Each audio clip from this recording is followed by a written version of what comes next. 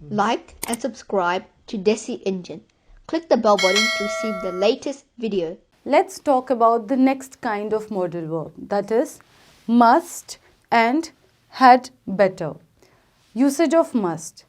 Must is used to express necessity,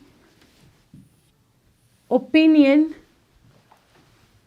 obligation, suggestion, insistence, and question.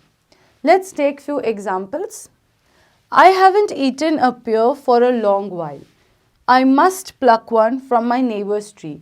This is a sentence which denotes necessity because I haven't eaten a pear for a long while and that's why I must pluck one from my neighbor's tree.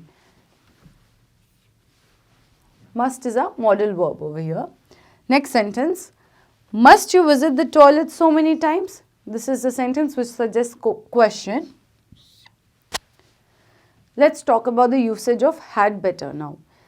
As a modal verb, had better does not change its form for tense or person. It does not change its form. And we use it to recommend action or give advice. Let's take few examples. You had better clear up the mess before mum returns. Next sentence. At your age, you had better have regular checkups.